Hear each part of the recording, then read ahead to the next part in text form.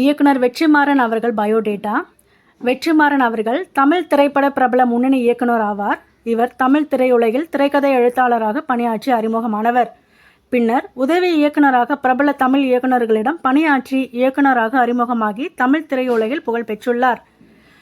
வெற்றிமாறன் அவர்கள் கடலூர் மாவட்டத்தை சேர்ந்தவர். இவரின் தந்தை சித்ராவேல் ஒரு மருத்துவராக பணியாற்றியவர்.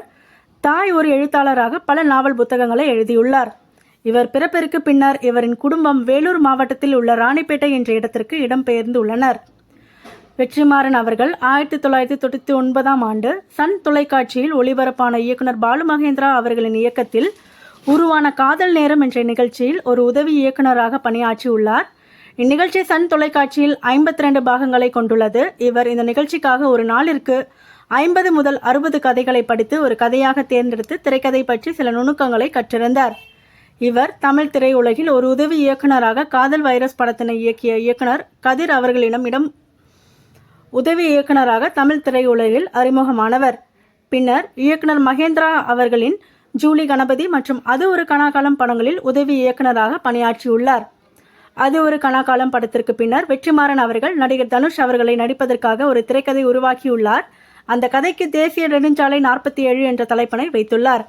பின்னர் இப்படம் பல தயாரிப்பாளர் கையில் மாறி ஒரு இறுதியில் இயக்குனர் மணிமாறன் அவர்கள் இயக்கத்தில் 2013ஆம் ஆண்டு உருவானது. வெற்றிமாறன் அவர்கள் இயக்குனராக தமிழில் 2007ஆம் ஆண்டு பொல்லாதவன் திரைப்படத்தினை இயக்கி அறிமுகமாகியுள்ளார். இப்படத்தில் நடிகர் தனுஷ் அவர்கள் நாயகனாக நடிக்க இசையமைப்பாளர் ஜி.வி. பிரகாஷ் அவர்கள் இசையமைத்துள்ளார். இப்படம் நடப்பு நிலைக்கு மிக அண்மையாக படம் பிடித்து காட்டியதற்காக மிகவும் பாராட்டை பெற்றது.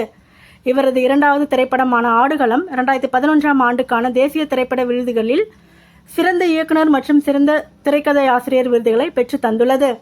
இந்த திரைப்படத்திற்கு 6 தேசிய விருதுகள் கிடைத்துள்ளன.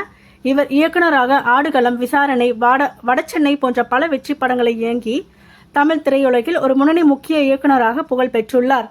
இவர் இயக்கிய படங்கள் தமிழில் பல விருதுகளை வென்று குவித்துள்ளது. மேலும் இவர் இயக்கிய விசாரணை திரைப்படம் உலகளவில் பிரபலமாகி ஆஸ்கார் விருதிற்கு நேர்முறையாக பரிந்துரைக்கப்பட்டுள்ளது. தமிழ் திரையில் இயக்குனராக புகழ் பெற்ற இவர் பின்னர்